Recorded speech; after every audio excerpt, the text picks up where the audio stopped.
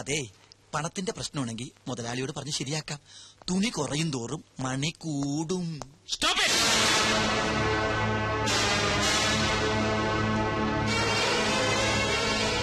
എന്താണ് ഇവിടെ? സാർ, ഈ കുട്ടി ഈ കോസ്റ്റ്യൂം ധരിക്കുന്നില്ല. കാര്യകാരണങ്ങൾ പറഞ്ഞ് മനസ്സിലാക്കിയിട്ടും ധരിക്കുന്നില്ല. സാർ എന്ന് ധരിപ്പിക്കേ. നിർത്തണോ? എന്താ ഞാൻ പറഞ്ഞ് മനസ്സിലാക്കേണ്ടത്? സ്ത്രീ ഒരു പ്രദർശന വസ്തുവാണെന്നോ, എന്ത് കൂത്താട്ടത്തിന് നിന്ന് തരണമെന്നോ? സ്ത്രീയെ ആദരിക്കാൻ അറിയാത്തവർ ഈ കമ്പനിയിൽ ജോലി ചെയ്യേണ്ടെന്ന് 100 വട്ടം ഞാൻ പറഞ്ഞിട്ടില്ലേ? എന്താണോ ഇത്? ഇതാണോ ഈ കുട്ടി ധരിക്കേണ്ടത്? ഇവിടെ ഷൂട്ട് ചെയ്യുന്ന ആഡ് ഫിലിമാണ്, ബ്ലൂ ഫിലിം അല്ല. ഓ സോറി മിസ് അഖില, കൊണ്ടുപോടോ. കോസ്റ്റ്യൂമിനല്ലല്ലോ സാർ പ്രാധാന്യം, സ്വർണ്ണാഭരണങ്ങളാൽ പൊതിഞ്ഞ ഈ സുന്ദര മേനിക്കല്ലേ. കോൺസെപ്റ്റ് വേണേ മാറ്റാം, പക്ഷെ സ്ത്രീയുടെ മനസ്സ്, സംസ്കാരം ഇത് മാറ്റാനാവില്ല. മാറ്റാൻ ഞാൻ സമ്മതിക്കില്ല. എന്താണോ ഇത്? പള്ളിയിലച്ഛന്റെ ലോഹയം. സ്ത്രീ ശരീരം മൂടിക്കെട്ടി വെക്കാനുള്ളതല്ല. അതിന്റെ സൗന്ദര്യം ആസ്വദിക്കണമെങ്കിൽ അല്പം കലാബോധം വേണം. ആഡ് ഫിലിമാണ് ഇവിടെ ഷൂട്ട് ചെയ്യുന്നത്, അല്ലാതെ കഥകളിയോ ഓട്ടംതുള്ളലോ ഒന്നുമല്ല. പോയി വല്ല ബിക്കിനിയോ മിനിസ്കർട്ടോ എടുത്തോണ്ട് വാടോ. Be sexy man, I say be sexy. എന്താണോ വായം പൊളിച്ചിരിക്കുന്നത്? ഇനിയെങ്കിലും സ്ത്രീകളെ ബഹുമാനിക്കാൻ പഠിക്കണം. ഇന്നിന് ഷൂട്ടിംഗ് മതി, പാക്കപ്പ് പോടോ. സോറി മിസ് അഖില, ഈ മൂഡിൽ ഇന്നിനി ഷൂട്ടിംഗ് വേണ്ട.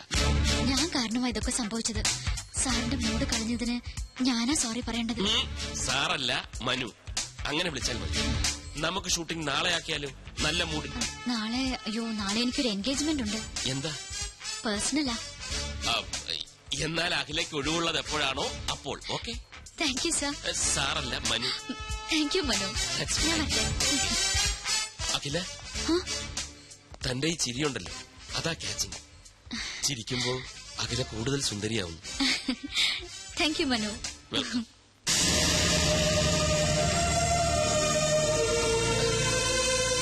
ഗംഭീരമായിരിക്കുന്നു പെർഫോമൻസ്, എക്സലന്റ്. അതൊക്കെ ശരി, പക്ഷെ ചെറിയൊരു പ്രോബ്ലം ഉണ്ട്. എന്താ? നാളെ എന്താണ് അവൾക്കൊരു പേഴ്സണൽ കാര്യം? വേറെ വല്ലവരുമായി? അതൊന്നുമല്ല സാർ, ആ കുട്ടിയുടെ ബയോഡേറ്റ കണ്ടു. നാളെ അവളുടെ ബർത്ത്ഡേയാ. ഓ, അത്രേ ഉള്ളൂ. ആ ടെൻഷൻ അങ്ങ് മാറി. സാർ, ഈ ബർത്ത്ഡേ പിടിച്ച് നമുക്കൊരു ചീട്ടിറക്കിയാലോ? നീ എന്താ ഉദ്ദേശിക്കുന്നത്? സാറേ, അഖില സാറിന്റെ മനസ്സിൽ കയറിയെങ്കിലും അഖിലയുടെ മനസ്സിൽ സാറ് കയറണ്ടേ? അതിനൊരു പദ്ധതി ഞാൻ പ്ലാൻ ചെയ്ത് കഴിഞ്ഞു. ഇത്തിരി പണച്ചെലവുള്ള കാര്യമാണ്, പക്ഷെ പണം സാറിനൊരു പ്രശ്നമല്ലല്ലോ. അതുകൊണ്ട് ആദ്യം പണം തരൂ, എന്നിട്ട് ഞാൻ പ്ലാൻ പറയാം. നടക്കൂ? നടന്നിരിക്കും. എന്തിനായി പിശുക്ക്? അഖില സാറിന്റേതായ പോരെ. കിച്ചു, ഐമാറ്റ് അഡ്വർടൈസിംഗ് കമ്പനിയുടെ അസറ്റാണാ നീ. Asset. Thanks.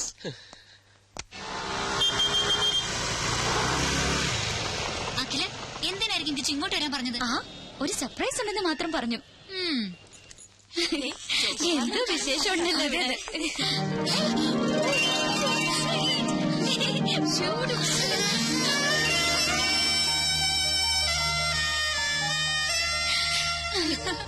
I don't know.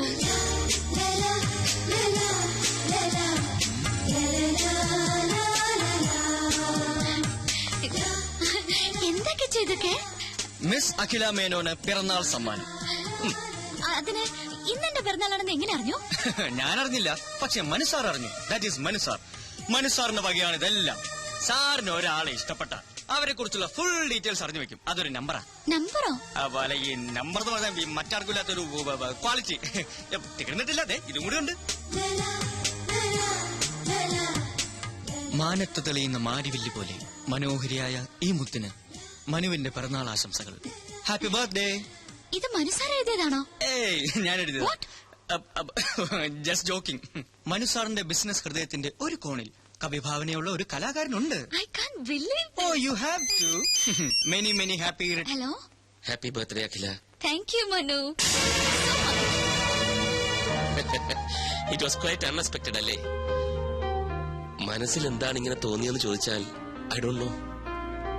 ഈ ജന്മാന്തരങ്ങളുടെ ബന്ധം എന്നൊക്കെ പറയാറില്ലേ?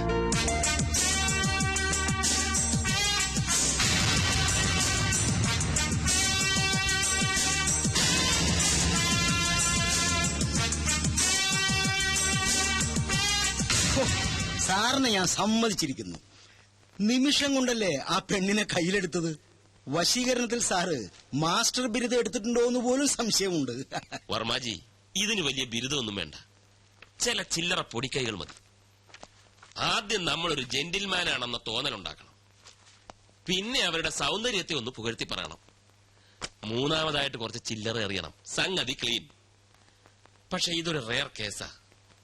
ലൈഫിൽ ഒരുപാട് അംബിഷൻസ് ഉള്ള പെൺകുട്ടിയാണ് അഖില. വർമാജി നോക്കിക്കോ, ഞാൻ അഖിലെ ഐമാറ്റ് അഡ്വർടൈസിംഗ് കമ്പനിയുടെ അസറ്റാക്കി മാറ്റും. ഓ, ഇറ്റ്സ് ഗെറ്റിംഗ് ലേറ്റ്. അവൾ ലേക്ക് സൈഡിൽ കാത്തിരിക്കും. ചെറിയൊരു കറക്കം. All the best sir, you are a lucky man. Thank you. No mention. Good afternoon sir. അപ്പൊ വർമാജി എല്ലാം പറഞ്ഞതുപോലെ. ഓക്കെ. നില്ലേ തന്നോടല്ലോ മരുമോനെ എങ്ങോട്ടെത്ര തിടുക്കത്തില്ല. അത് പിന്നെ രഞ്ജു കാത്തിരിക്കും. ഇന്ന് നേരത്തെ ചെല്ലാമെന്ന് പറഞ്ഞു. ഭാര്യയോട് എന്തൊരു സ്നേഹം, എന്തൊരു സ്നേഹം. എന്നാലേ രഞ്ജു കാത്തിരിക്കില്ല, അവള് കരാട്ട പഠിക്കാൻ പോയി. കരാട്ട പഠിക്കാനോ? എന്തിന്? പഴയൻ അറിഞ്ഞില്ലേ, പത്രത്തിലുണ്ടായിരുന്നു. ദുഃഖിതരും പീഡിതരുമായ അബലകൾക്ക് കരുത്തു പകരാനായിട്ട് വിമൻസ് ക്ലബ്ബ് സംഘടിപ്പിക്കുന്ന പരിശീലന ക്ലാസ്. രഞ്ജുവിനെ കൊണ്ടാക്കിയിട്ടാ ഞങ്ങൾ വരുന്നത്. അവൾക്ക് എന്ത് ദുഃഖം, അവൾക്ക് എന്ത് പീഡനം? ദുഃഖിക്കുന്നത് ഞാനല്ലേ, അവള് നിനക്ക് കിട്ടിച്ചു തന്നതിൽ. ഏതായാലും മരുമോനിരിക്കെ എനിക്ക് ചില കാര്യങ്ങൾ പറയാനുണ്ട്. ഇപ്പോഴോ? നാളെ പോരെ? വേറെ ചില അപ്പോയിന്റ്മെന്റ്സ് ഉണ്ടായിരുന്നു. ആ അപ്പോയിന്റ്മെന്റ് മാറ്റിവെക്കളിയാ. വല്ലിച്ചം വല്ലപ്പോഴും തരുന്ന അപ്പോയിന്റ്മെന്റ് അല്ലേ. ബാലു, നീ പരിധി വിടുന്നു. അളിയൻ പരിധിക്ക് പുറത്തു പോകാതെ ഇവിടെ എന്താണ് അമ്മാവ ഭാവി കാര്യം? അമ്മാവ, ഭാവി കാര്യം പറഞ്ഞു കൊടുക്ക്. ഒരു 2 മണിക്കൂറെങ്കിലും മിനിമം വല്യച്ഛന് പറയേണ്ടി വരും. അളിയൻ ഇരിക്ക്. അത്യാവശ്യമായിട്ട് ചില കാര്യം. ഇരിക്കണ അവിടെ. പ്ലാൻ ഒന്നും എനിക്കറിയില്ല, അതൊക്കെ മനു വന്നാലേ അറിയൂ. എന്നാലും ഞാനൊന്ന് ഗസ് ചെയ്തു. കാറിൽ ഒരു നഗരപ്രദക്ഷിണം, ഏതെങ്കിലും സ്റ്റാർ ഹോട്ടലിൽ ഒരു ലഞ്ച്, പിന്നെ നമ്മുടെ ഫേവറേറ്റ് ചോക്കോബാർ. That's all. പോടി കുശുമ്പി. Okay, by. ഹലോ, ഇവിടെ ഇവിടെ. കിച്ചു, ഇയാളെന്താ ഇവിടെ? Duty madam, duty. ഡ്യൂട്ടിയോ? ഇവിടെയോ? മനു എവിടെ? മനുവാ? മനു സാറെന്ന് വിളിക്ക്. ആ, ഇപ്പൊ സാറല്ലല്ലോ, ഫ്രണ്ട് അല്ലേ. കിച്ചു വേണ്ട, മനു എവിടെന്ന് പറ. മനു സാറ് അവിടെ ഡ്യൂട്ടിയില്ല. ഇവിടെ ഈ ബ്യൂട്ടിയുടെ ഡ്യൂട്ടിക്കായി എന്നെ പറഞ്ഞു. ഡ്യൂട്ടി? മനു സാറ് വരാൻ ഇത്തിരി വൈകും. അതുവരെ തനിക്കൊരു കമ്പനി കൊടുക്കാൻ എന്നെ പറഞ്ഞേപ്പിച്ചിരിക്കുക. എന്റെ മൂഡ് കളഞ്ഞു. അയ്യോ, എവിടെ കളഞ്ഞു? ഞാൻ എടുത്തു തരാലോ. നോൺസെൻസ്. അഖില, അവിടെ നിക്ക്, ഞാനൊന്ന് പറയട്ടെ.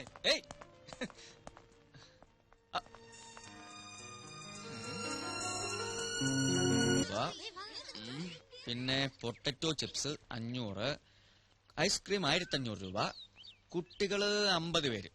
അല്ല വേണ്ട, ഓവറാക്കണ്ട, 35 മതി. ഒരാൾക്ക് 100 രൂപയുടെ ചോക്ലേറ്റുകളാകുമ്പോൾ 3500. ആകെ മൊത്തം ടോട്ടൽ 9999.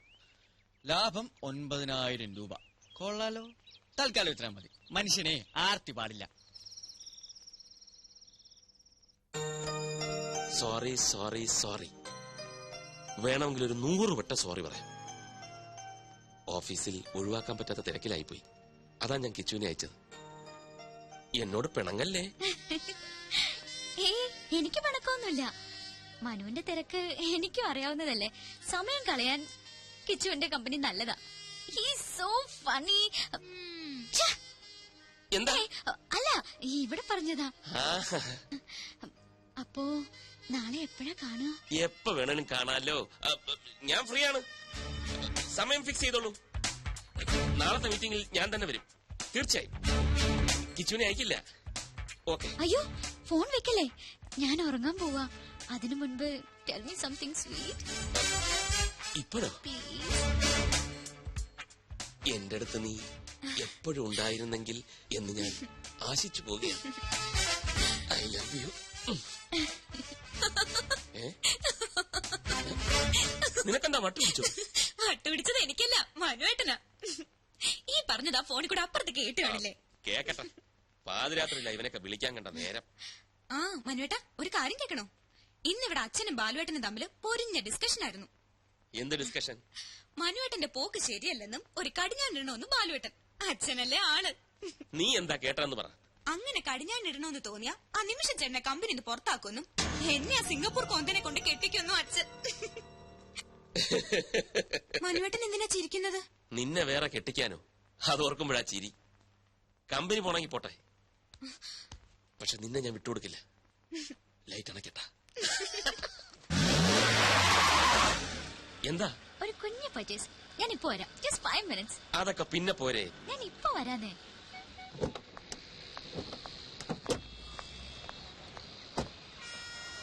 ഇതൊരു നടക്ക് പോവില്ല.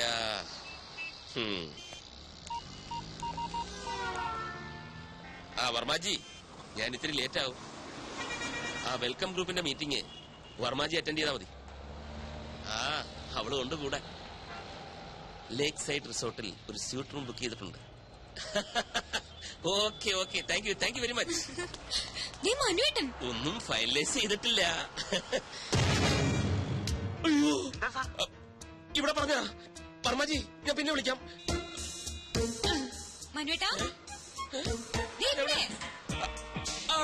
മനുവേട്ടൻ എന്താ ഇവിടെ? ഞാനൊരു ഷോപ്പിങ്ങിന് വന്നു. എന്ത് ഷോപ്പിംഗ്? എനിക്കല്ല, കിച്ചുവിന്. എന്നിട്ട് കിച്ചു എവിടെ? കിച്ചു അകത്തോട്ട് പോയി. ഞാൻ അങ്ങോട്ട് പോകാനായിട്ട് പോകുമായിരുന്നു. എന്നാ ഞങ്ങളും നടത്തി കുറച്ച് ഷോപ്പിംഗ്. ദേ മനുവേട്ടൻ ഒരു അടിപൊളി ഷർട്ട് വാങ്ങിയിട്ടുണ്ട്, കാണിക്കാം. അതൊക്കെ വിശദമായിട്ട് വീട്ടിൽ ചെന്നിട്ട് കാണാം. പൊയ്ക്കോ, ഭയങ്കര വെയില്. ഇന്നെങ്കിലും ഒന്ന് നേരത്തെ വരില്ല മനുവേട്ടാ? ഇന്ന് നേരത്തെ വരും. മനു, മനു വന്നേ.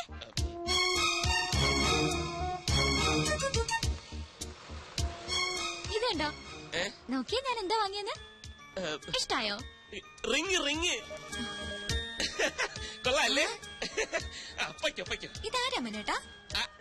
മനസ്സിലായില്ലേ? ഇതാകില്ല. ഇന്നച്ചാരാ? നമ്മുടെ കിച്ചുവില്ലേ, കിച്ചുവിന്റെ വൈഫ്.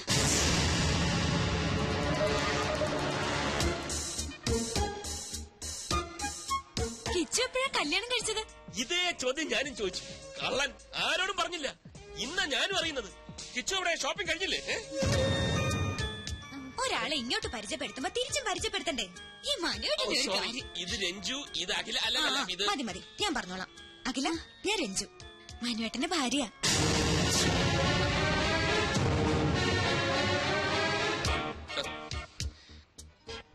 ഇനിയിപ്പൊ പൊയ്ക്കൂടെ? പ്രോമിസ് ചെയ്ത പോലെ നേരത്തെ വരണേ. Okay, by Akhila.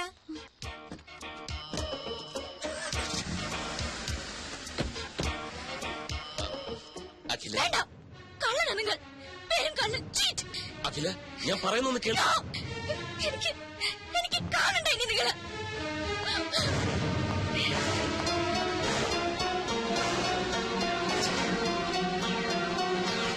Sir please, എന്നെ നിർബന്ധിക്കരുത്. സാറിന് വേണ്ടി എന്തിനു ഞാൻ കൂടെ നിന്നിട്ടുണ്ട്. പക്ഷെ ഇതെനിക്ക് വയ്യ. എന്തിനാണ് അഖില എന്റെ ഭാര്യയാണെന്ന് പറഞ്ഞത്? കിച്ചു, എന്റെ അവസ്ഥ നീ എന്താ മനസ്സിലാക്കാത്തത്? പെട്ടെന്ന് അങ്ങനെ ഒരു കണ്ടുമുട്ടലുണ്ടായപ്പം പിന്നെ ഞാൻ എന്താ പറയേണ്ടിയിരുന്നത്? അവൾ എന്റെ കാമുകിയാണെന്നോ? എന്റെ എല്ലാ കാര്യങ്ങളും അറിയാവുന്നവനായതുകൊണ്ടാ നിന്റെ പേര് ചേർത്ത് ഞാൻ പറഞ്ഞു പോയത്. പക്ഷെ സാർ, സത്യം എന്നായാലും പുറത്തു വരില്ലേ? രഞ്ജു ചേച്ചി എന്നെ പറ്റി എന്ത് വിചാരിക്കും? അഖിലേക്ക് എന്ത് തോന്നിക്കാണും എന്നെ കുറിച്ച്? അഖിലെ ഞാൻ പറഞ്ഞ് മനസ്സിലായിക്കൊള്ളാം. അതിനാ ഒരു തവണ കൂടി അവളെ എന്റെ മുന്നിലെത്തിക്കാൻ ഞാൻ നിന്നോട് ആവശ്യപ്പെടുന്നത്. ഇല്ല സാർ, എനിക്കതിന് കഴിയില്ല. എന്നെ ഒഴിവാക്കി തരണം പ്ലീസ്. എനിക്ക് മനസ്സിലായി, നിനക്ക് ബുദ്ധിമുട്ടാണല്ലേ. സ്വന്തം അനുജന്റെ സ്ഥാനത്താ നിന്നെ ഞാൻ കണ്ടത്. ഏതാപത്തിനും കൂടെ നിൽക്കുമെന്ന് വിചാരിച്ചു. തെറ്റിപ്പോയി, എനിക്ക് തെറ്റിപ്പോയി. ചെന്ന് പറയാൻ ഞാൻ രഞ്ജുവിനോട് എല്ലാം നുണയായിരുന്നു. അഖില എന്റെ കാമുകയാണെന്ന്. അതോടെ എല്ലാം അവസാനിക്കും. ഈ സ്ഥാപനവും സ്ഥാനമാനങ്ങളും എല്ലാം തകർന്നടിയട്ടെ.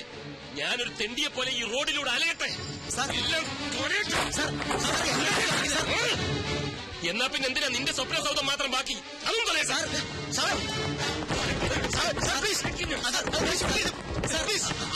കാട്ടരുത്. മാറ്റി എന്റെ ജീവിതം തുലച്ചിട്ട് ഇവിടെ അങ്ങനെ ആരുടെ സ്വപ്നങ്ങൾ പൂവണിയുണ്ട്.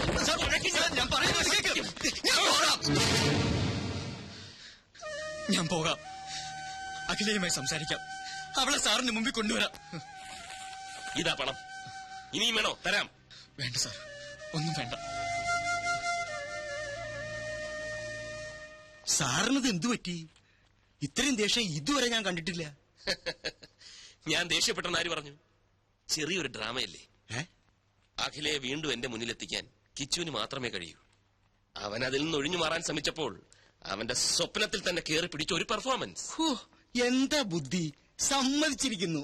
വർമാജി, ഈ ലോകത്ത് സത്യം പറഞ്ഞാൽ ആരും വിശ്വസിക്കില്ല. ഒരു കള്ളം ഉറക്കെ പറഞ്ഞാൽ അപ്പ വിശ്വസിക്കും. Point is noted sir. വേണ്ട, എനിക്കൊന്നും കേൾക്കണ്ട. ആരും കാണും വേണ്ട. ചതിയന, വഞ്ചകന. പുറത്തൊരു മുഖവും ഉള്ളില് മറ്റൊരു മുഖവുമാണ് അയാൾക്ക്. നീ എന്റെ നല്ല ഫ്രണ്ട് ആണെന്ന് ഞാൻ കരുതിയത്. എല്ലാം അറിയാവുന്ന നിനക്കെങ്കിലും എന്നോട് പറയാമായിരുന്നു. അഖില പ്ലീസ്, എന്റെ അവസ്ഥ തനിക്ക് മനസ്സിലാവില്ല. എന്റെ മനസ്സ് വായിക്കാനും തനിക്ക് കഴിയില്ല. മനസ്സാർ ഇനി ആ പേര് കേൾക്കണ്ട എനിക്ക്. അഖില, ഞാൻ തന്റെ നല്ല ഫ്രണ്ട് തന്നെ ഇൻ എവറി സെൻസ്. ഞാൻ പറയുന്ന ഒന്ന് കേക്ക്. ഒരു തവണ കൂടി മനസ്സാറിനെ. പറഞ്ഞില്ലേ? അഖില പ്ലീസ്. I am sorry. ഞാൻ പോകാം. രക്തം വരുന്നു. സാരമില്ല. നിൽക്കൂ. സോറി കിച്ചു, എനിക്കെന്നെ നിയന്ത്രിക്കാനായില്ല. അഖിലയുടെ ഫീലിങ്സ് എനിക്ക് മനസ്സിലാവും. തന്റെ സ്ഥാനത്ത് ഞാനാണെങ്കിലും ഇങ്ങനെയൊക്കെ ചെയ്യൂ. നമ്മളിലൊക്കെ ഓരോ കുറവുകളുണ്ടക്കില്ല, അത് നമ്മളറിയാതെ മറ്റു പലരെയും വേദനിപ്പിച്ചെന്നിരിക്കും. എനിക്ക് വേണ്ടി ഒരു തവണ, ഒരൊറ്റ തവണ താൻ മനസ്സാറിനെ കാണണം പ്ലീസ്. പിന്നെ തന്റെ മനസ്സ് പറയുന്നത് പോലെ താൻ തീരുമാനിച്ചു.